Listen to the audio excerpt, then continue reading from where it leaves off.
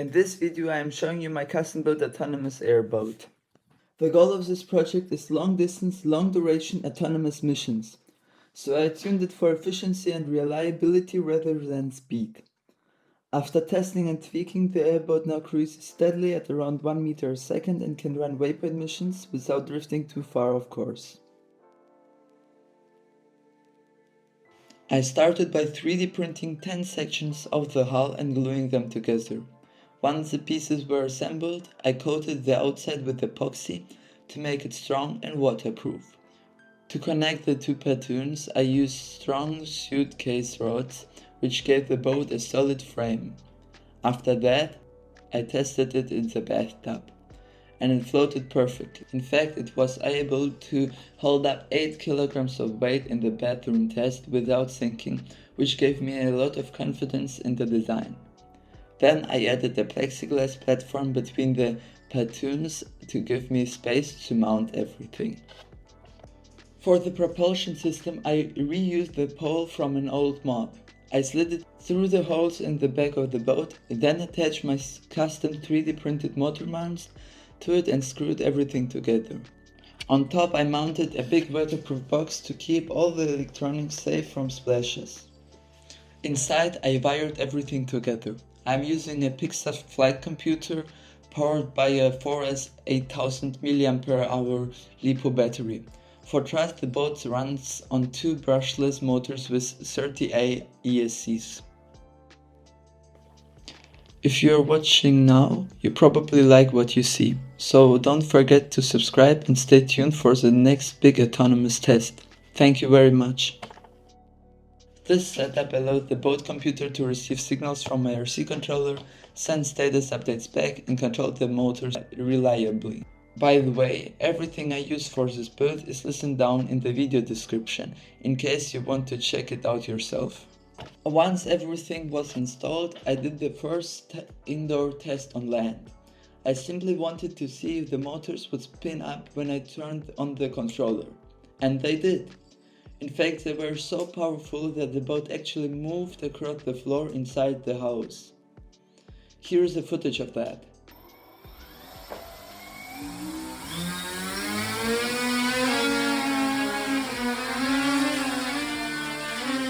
We went out to the sea and put the boat into the water for the very first real water test. The boat was sitting a little deeper in the water than I hoped. But honestly, it wasn't a big deal. We drove it around and it handled very well. Everything was working perfectly. The first test was pretty successful.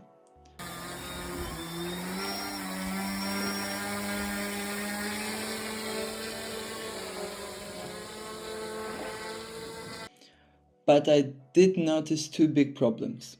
First, one of the ESCs burned out. The boat was going so fast that water splashed over the deck, and because the ESCs weren't waterproofed, one of them fried.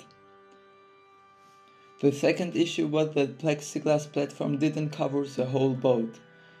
There were holes in it and water started to leak in.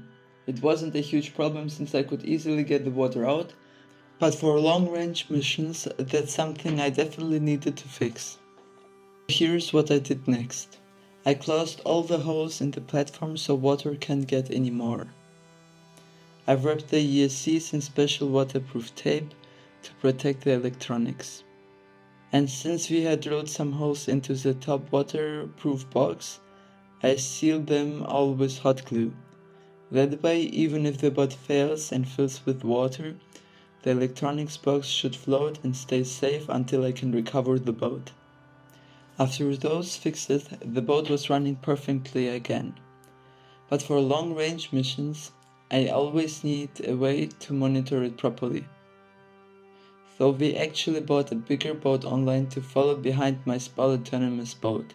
At first, we thought we needed to pedal, but then I realized the motors on my little boat were powerful enough to tow us. I just held it behind, switched on the motors and pulled it up.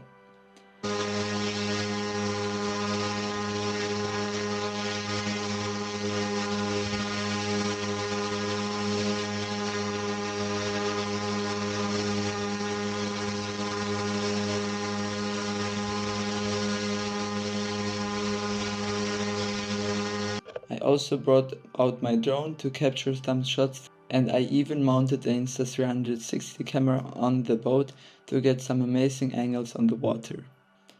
So here are the shots I filmed.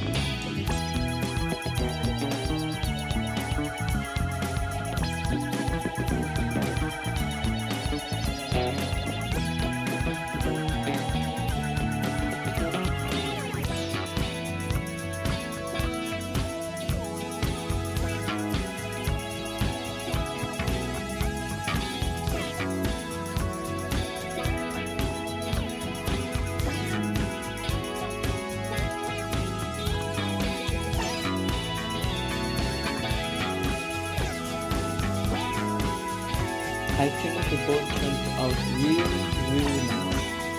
And finally, the next big video on this channel will be a long-range autonomous boat mission. So make sure to stay tuned, don't forget to subscribe, and thanks for watching. See you next time, bye!